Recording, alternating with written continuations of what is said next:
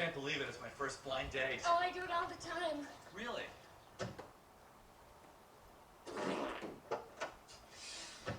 Whew. You guys meet? Greg, Janice? We sure did. Great. We've got chemistry here. You feel it? I felt it. All right, Janice. There you go. So we're talking about the digestive tract. That's part of it, right? As a kid, anyone have that book, Everyone Poops? No?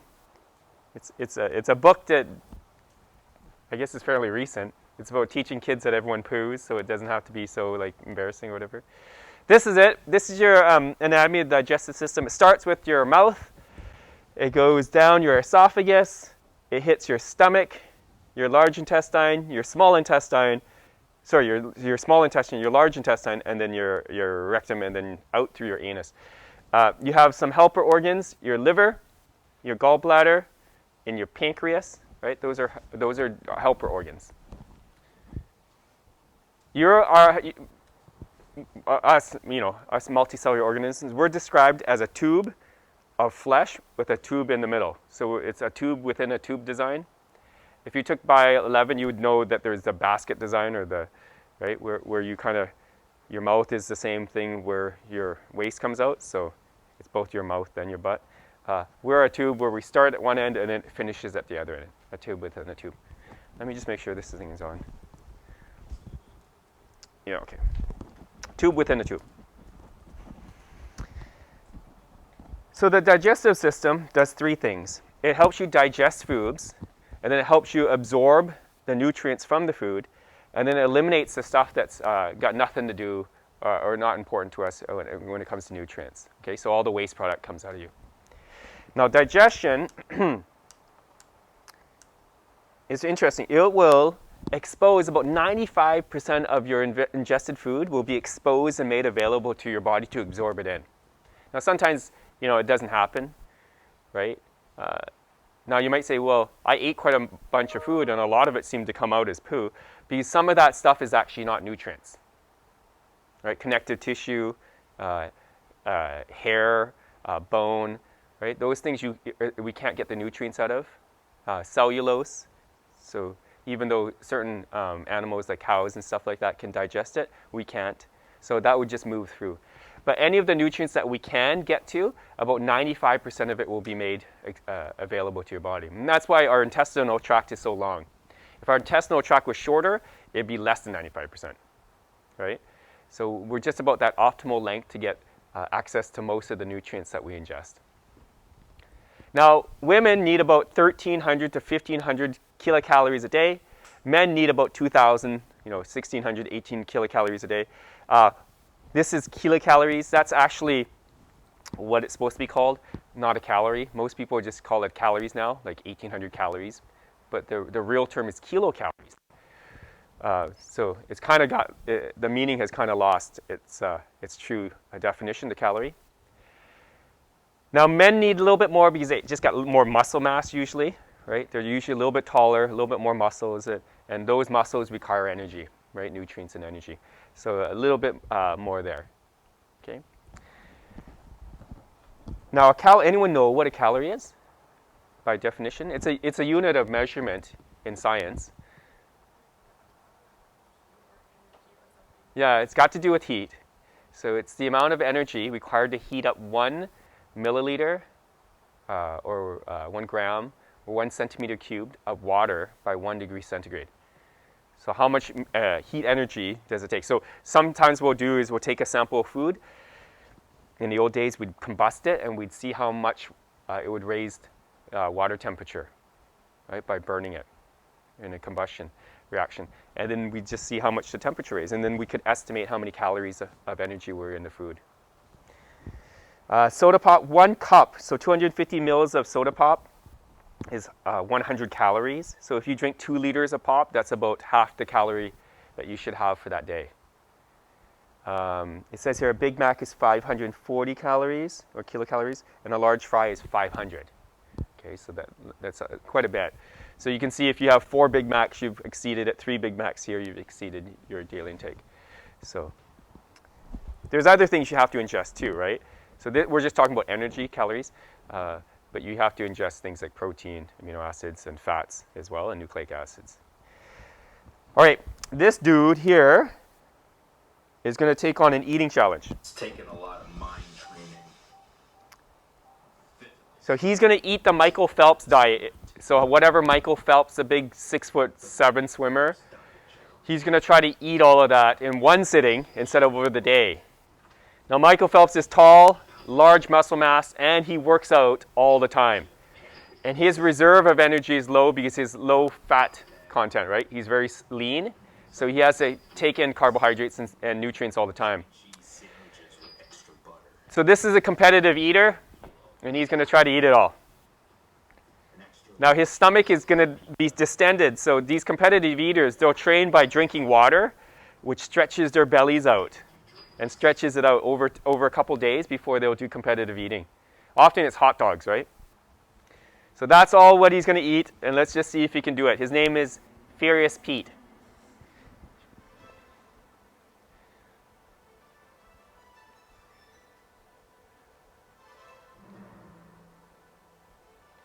When they do the hot dog competition, they usually soak the bread in water so they can just kind of slide it down.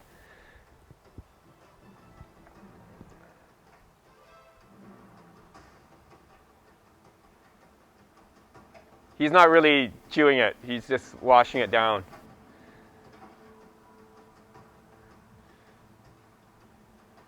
So it looks like he works out. So if he keeps it down and doesn't vomit it up, he probably burns more calories than the average human, right? Because of his muscle mass. That all needs to be fed nutrients. And this is why most humans don't walk around super duper huge without working out, right? Because we wouldn't be able to supply the nutrients and energy to our muscles. We'd starve to death. So we're optimally sized to function day to day without starving.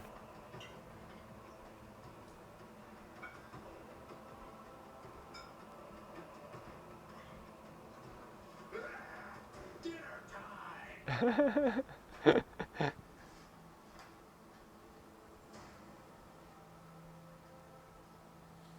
A lot of carbs, like the pasta is high carb, the bread there is high carb. All the soda pop and the coffee looked like it was creamed and sugared.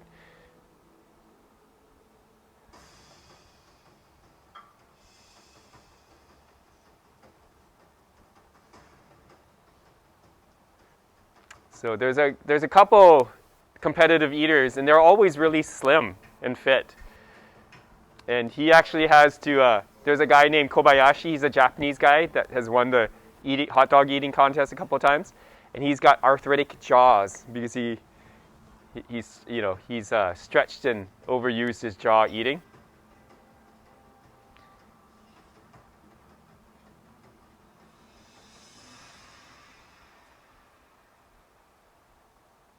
The Michael Phelps Diet Challenge.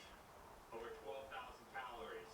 Congratulations to you, Mr. Phelps, on becoming the most decorated Olympian in history. And congratulations to my toilet bowl. No, we don't have to listen to that part. He talks about how it's going to be really messy later. Anyways, so you only need about 2,000 calories, a little bit less for women. You guys growing, you might actually need right around, that much. Okay, so we have digestion. Digestion is where we take food and we break it down so that we can access the nutrients. Alrighty? And then we go to the second stage, absorption, where we soak up those nutrients into our circulatory system, and we take it to the top of your head all the way to your toes so we can feed your cells. And then elimination is getting rid of all the stuff that we don't want to, like we can't digest or we don't need, right? Now the first step is mechanical, also known as physical digestion. This is where we mash the food up. We tear it up into smaller bits, and then we mash it up into a pulp. And what we're trying to do is increase the surface area for chemical reactions to take place.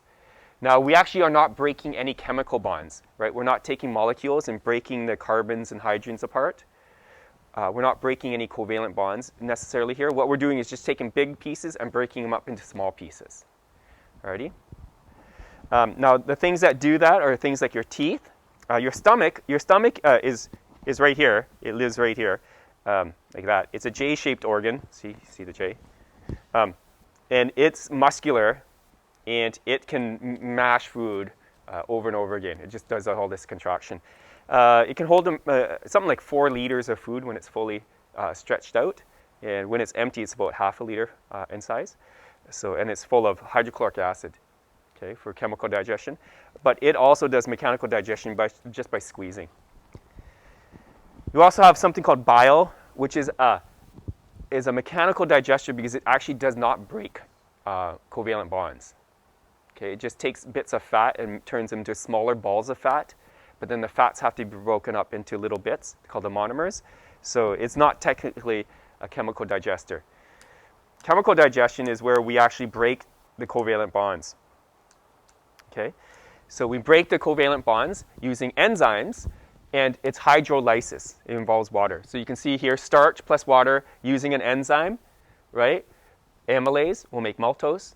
Protein plus water plus a protease will make amino acids. Lipid plus water plus a lipase, that's the enzyme, will turn it into glycerol and fatty acids. Well, carbohydrates plus water plus, whatever sucrase, lactase, galactase, glucose will break it up into the monosaccharides. So those are the chemicals that will break covalent bonds, and that's called chemical digestion. Okay? Doesn't happen too much in your mouth. This is your mouth. Now your mouth has something like 32 teeth. If you have a small mouth, your dentist might say, hey, we're going to yank some out so that you don't need braces. I in fact have an odd number of teeth because I had one tooth extracted when I was younger just so I wouldn't have to have braces. My wife had 4 teeth taken out when she was a child so that she wouldn't have braces, but she still needed them anyways because her teeth are really big. She's got like shields for front teeth.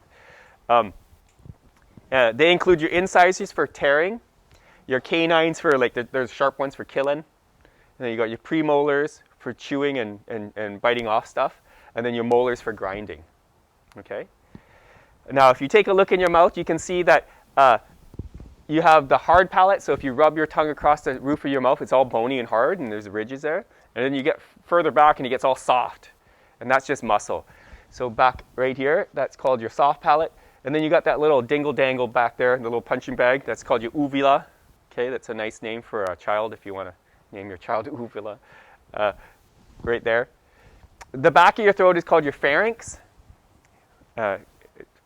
Specifically, it's called your oropharynx. And then you got these weird little growths on your back. They're called your tonsils, and those help fight infection. And now your pharynx is split into your oropharynx, and then you got a space behind your nose too. It's called your nasopharynx. And the nasopharynx is the part where, if you go for COVID testing, that's where they shove the Q-tip up your nose to rub to get some cells, because we know that it's a respiratory infection. So we go into where there's a likelihood that you're infected, and they'll just scrape some cells off using a little Q-tip. It's quite long. I've had it done. It's like that long, and they shove it up there. It's almost like you can see it from behind, because it's behind your eye almost. They tell you, the nurse that does it says, it's going to feel like I'm tickling your brain or scratching your brain, and it does. Like it goes in there, and he feels like he's rubbing way up in there, like the small part of your brain way up in there. But anyways, that's your nasopharynx. Your oropharynx is the part you can see through your mouth opening. Now down here, you got these little holes. Kind of look like alien eyes right there. You might have them on the side of your mouth too. If you feel on the side of your mouth, you might feel a little triangular flap of skin. And underneath there's a tiny little hole as well. Those are called your salivary glands. That's where spit comes out of. Okay. Then you got your big fat tongue. Your tongue is a muscle, and it's for moving stuff around. So that, if you didn't have a tongue, you just keep chewing and you would never bite it because it'd just be in the middle there. So your tongue kind of pushes it to the right biting spots. And if you're not very coordinated, you might have bit your tongue a couple of times. Yeah, it's called practice. You should try it, and then your tongue will get out of the way. It also, though, has taste buds on there. And that's to warn you if you're eating something that's bad. Often things that are not good for you are bitter or spicy, hot, or sour. or you can taste that it just is yucky, right? It's off. But it also rewards you for eating things that are probably good for you, because they're often sweet, or you know, whatever taste that you've been programmed to like. The roof is called the hard palate, right? And then it goes to the soft palate. It's made of muscles, and then you got the uvula at the back, which helps with your gag reflex. So when something hits that, you know, when you're brushing your teeth and you go too deep and you start like, oh my gosh, and you still want to vomit. But also when you swallow, that thing will go back to block your nasopharynx, so things don't go up your nose and out your eyeball, which can happen. The tonsils on both sides there help you fight infection, and sometimes they get infected. This is what they look like when they come infected, right? So these glands are super big. Sometimes it feels like you're talking with golf balls in your mouth. Has anyone ever had tonsillitis? I've never had it, but like, kids your age often get it. We used to cut them out. It's called a tonsillectomy, but we've decided that it's probably better to keep them because they do have this immune response. So if you get it once or twice, we treat it with medication and we hope they go down. But if you have reoccurring infections and you always get this tonsillitis, we'll take them out. We'll take an ice cream baller and just take out the ice cream, right? Just plop it into a bowl. And then you may be compromised a little bit immune system-wise, but they won't get infected anymore. You got salivary glands and you got your teeth. So salivary glands, there's 3 pairs of them. Like I said, they're underneath your tongue. They're on your side of your cheeks. And they make it so they lubricate the food that's in your mouth. And when you chew it, it doesn't just fall apart. You ever have a really dry cracker? And you're like, oh, this is yucky, right? It's all over the joint, like Cookie Monster eating a cookie. So this kind of holds it together and makes it easier to swallow the bolus. So when you're chewing the food, it becomes this thing called a bolus. And the saliva is what keeps it all together, lubricates it so it can go right down your esophagus. If you're an adult, you usually have 32 teeth, okay? And like I said, some people will have some extracted because their jaw is smaller and they don't want to have all their jumbled crooked teeth, so they'll have them extracted. Or if you have cavities and things like that, they could come out then too. All right. And therefore chewing your bolus. So here you can see, there's the tongue. So when you swallow, your tongue comes up and pushes back the uvula, so food can't go up into here, and that's called your nasopharynx. And that is where, when you get your COVID testing, that's where they would shove the long Q-tip. So it's actually not this long, but it's quite long, and they'll shove it up your nose, and it's flexible. And what they're wanting to do is rub this area right here, your nasopharynx. And that's to get some cell samples. So they'll do some isolation of the DNA, run some PCR or whatever they do to get enough. And then they'll check to see if there's any viral DNA in there. So now you know there's some easier ones coming out. There's a spit one where you gargle, and you gargle and you gargle. And what they're trying to do is trying to flush out some of those cells into the spit, and then the spit will go off to be tested. So when you swallow, tongue goes up, pushes up the uvula, so food gets pushed back to here. Now, we have a really kind of weird design of having the esophagus run parallel with the trachea. Now, the trachea is how you breathe. The esophagus goes down to your stomach. Now, the problem here is if you get food into the trachea, you can choke to death. So it's kind of a weird system to have these guys side by side right next to each other, considering, you know, if one screws up and the food gets misdirected, you could be dead. But fortunately, we have this little cartilage mechanism here. It's a little trap door. When you swallow, this reflexively drops down. This opening is called the glottis. This is called your trachea, your voice box. And then this part here is called your trachea. Your trachea. So this is your voice box. Your larynx, your larynx. And this is called your epiglottis, epi meaning above. So this is above the glottis, and you can see it traps down. Now, most people, they choke by accident when they kind of they inhale really quickly when they're eating. So the food is coming, and then the food kind of moves backwards and down in there. And You may have done that when someone told a joke or something, and you're mid-swallow, and you kind of do something where it kind of makes it move backwards, and it gets into your tube, right? It's not a very nice feeling. I don't know if anyone's ever choked. I know most people have probably swallowed something, and it definitely feels like it nearly went down the wrong tube. But if you ever choked, it's not a very good feeling. What's the best thing to do if you get something in your trachea, you feel like, and you can still make some noise? Yeah, it's to keep making noise, to cough and stuff like that. If you're coughing, that means air is moving. That means you can still get air, right? So you're to cough, cough, cough, cough, cough. I took first aid training, and they talked about this. You've all probably have taken it too. Most cases in the past, especially when people got really, really injured from choking to death, they would get something in their throat and they'd feel embarrassed, and they'd go to like the bathroom by themselves because they're embarrassed. They're like, oh, I just got, and then they go die in the bathroom. So, if you're choking, you feel like there's something there, you should cough, and you should stay in the company of people, because if it does get lodged in there, they can really, they might be the people to help you out to get it out of your throat. Now, if you're a child, right, if you're a babysitter, what do they tell babysitters to do when a child is choking? It's actually to invert them, to turn them upside down and then whack them on the back, because gravity will help it out. Now, we don't tell you to do that with an adult, because have you ever tried picking up like Mr. Morrison or Mr. Ma by the ankles? It's really hard work, right? But then why don't we tell you to pat them on the back? But we do pat children on the back.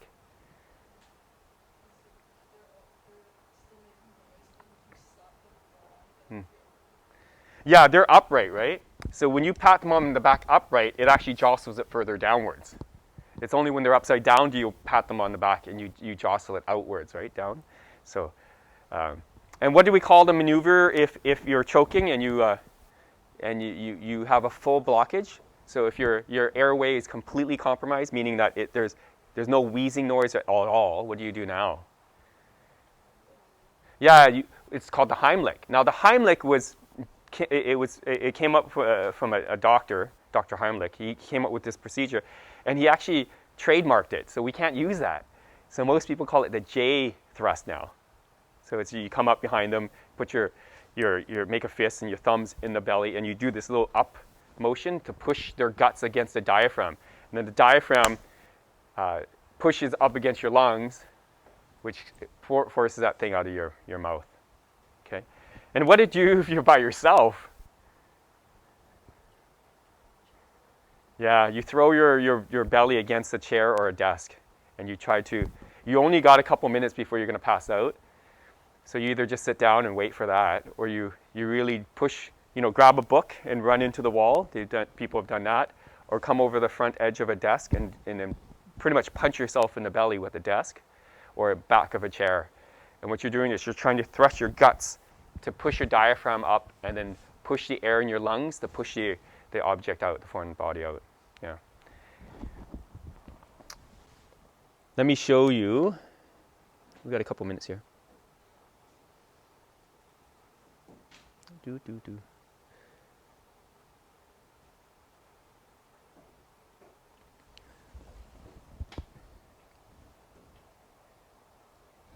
Let me just see if I can find the video I want to show you.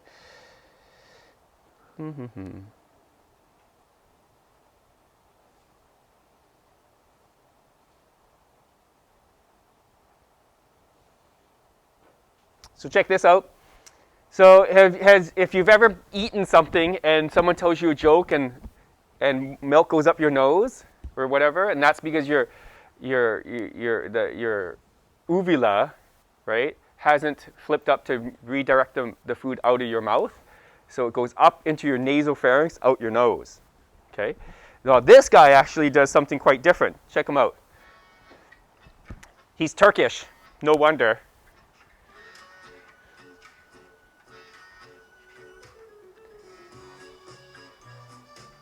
So what he does, he snorts it into his nose, and he shoots the milk out of his eyes. Isn't that weird?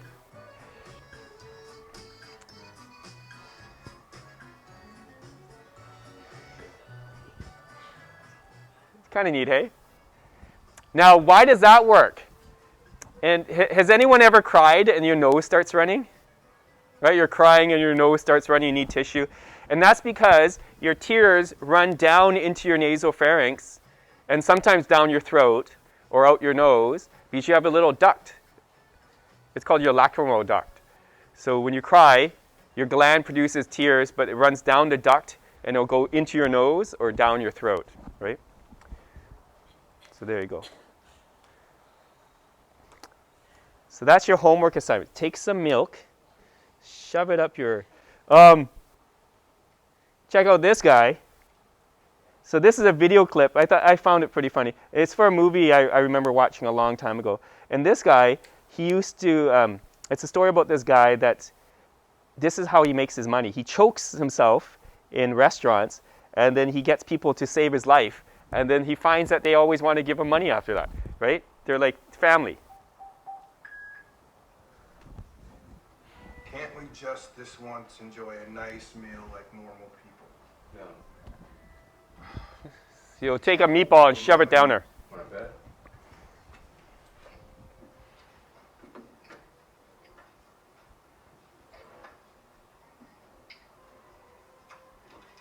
Somebody saves your life, they'll love you forever. It's like the old Chinese custom. They feel responsible. They'll write, they'll send birthday cards, play it right, even cash. Unless you let yourself get rescued by some busboy who brings down $3.50 a week. Hey, that's mine. So who's it gonna be tonight? How about you, hon? You feeling heroic? Uh-oh, swatch. It's a Timex. There he is. You and me, we're about to be friends for life. So that's a movie called Choke. It's got a funny scene where he... hi. Oh, here. Yeah, there's a funny scene in it where he does that, and then he's in a restaurant all by himself, and he starts to do that. Pen? Oh, still got the hands. Nice. And then he's choking, can't say a word because he's fully compromised. And then he can't figure out why this man at this table won't help him. So he walks towards him, can't say anything, and he notices that he's got one of those canes, the blind, you know, the white canes with the red tip. So the guy, he's got to save himself because the guy can't even hear him and see him. Check out this one. I love showing you this guy.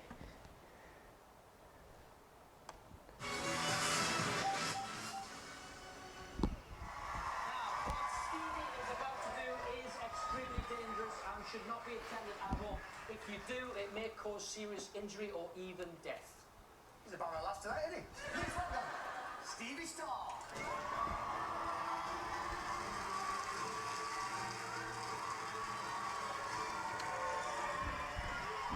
It's quite attractive. Well, here I am again. Swallow. Let's begin. I have here one light bulb. Just to open up Great, the thanks. stomach, we're going to put the Thanks light for bulb doing down. that. No problem. Hey, Andrew sent out an apology letter for the confusion. I just got it. Everyone, did you see it? No. Wait till it's like an essay. Oh, okay. It's huge. I'll look at it.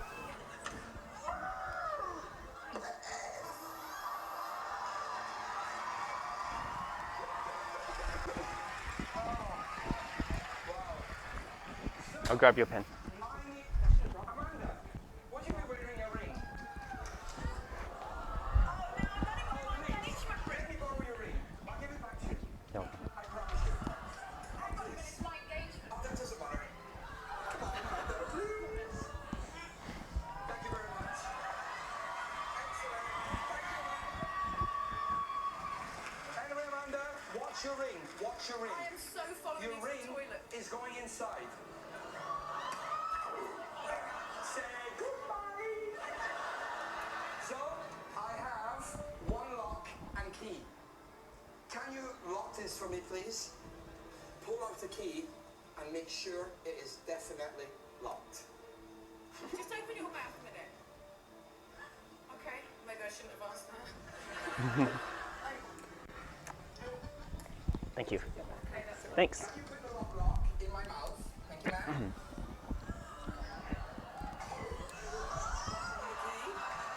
One key. Thank you. I'm following you to the toilet. Good.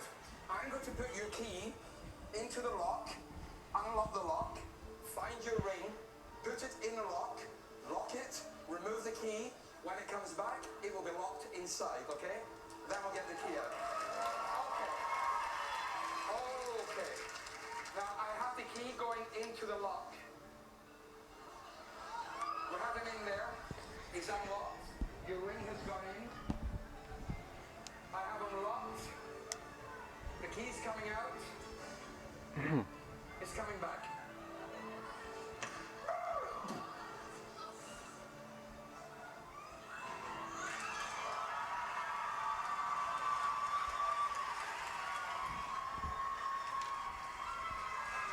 And the thing is, Amanda, no, it is still, it's not wet, it is dry, it is dry. Would you like the key? Put your key back in there, it will unlock, and you can have your ring.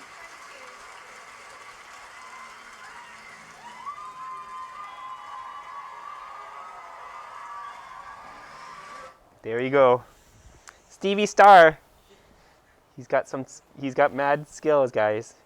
If you could do what he does, you don't have to go to school. Check that out. This is the jaw of a child. When you see a 7, 8, or 9-year-old and you think that there's this normal, they're not. They have teeth growing in their face, down in their mandibles and the maximals, and they're pushing down on their baby teeth to pop out. Is that weird? They have holes where it's kind of like teeth are growing. Here's a front view of it. See, their incisors are coming through. They're going to push out their baby teeth. And then down here, they got all of these teeth that are coming through. Isn't that weird? Freaky. Every time you look at a child now, that's what you're going to see. Just a toothy monster. The pharynx. Okay, the pharynx is the back of your throat, right? That receives air from the nasal cavities and food from the mouth. Swallowing is a reflex action. The soft palate closes off the nasopharynx, so your uvula flips up and makes sure that food can't go into your nose. And then your trachea moves up to cause the epiglottis to cover the glottis, or the opening. And then food slips right down into the esophagus. Okay, and that makes it so you don't choke, right there. So, pizza, chewed it, called a bolus now, full of saliva and spit. And then when you swallow, tongue goes up, pushes the food to the back. The uvula and soft palate flips up. And then this guy will come down and cover the glottis, called the epiglottis, and the food will run down this tube down parallel to it and behind it, or posterior to it.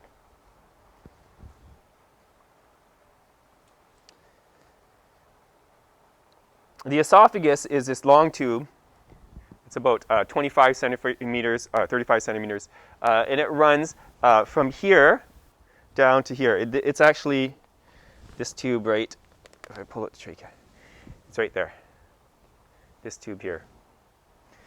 Okay, and it runs from the back of your throat all the way down. There's a hole through this thing, it's called your diaphragm, and it leads to your stomach here. Okay, and then your stomach will receive the food. Now the esophagus has nothing to do with digestion. It's just a tube that carries it down. And it does this thing where it squeezes top to bottom and it milks the food down. And that's why you can stand on your head and swallow food. In the olden days, we used to test to see if people were witches by getting them to do a handstand. And then if they could swallow water, we said they were witches and we'd burn them at the stake. But if we tested 100% of the population, 100% of them would have been witches. And this is the same reason why we can send astronauts into space and they can still eat and drink, because the food is milked down to their stomachs. Okay, this is what it kind of looks like.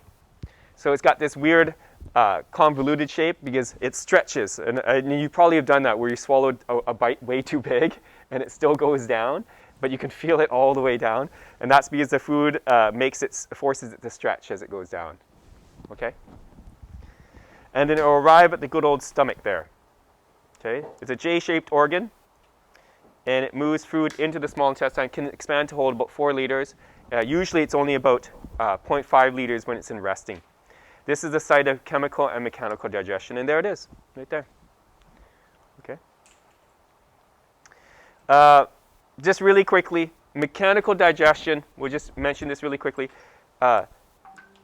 It just mashes and mashes and mashes. It's kind of like using your hands to play with Play-Doh. It just makes it softer and starts breaking it up. But it also has a chemical digestion component.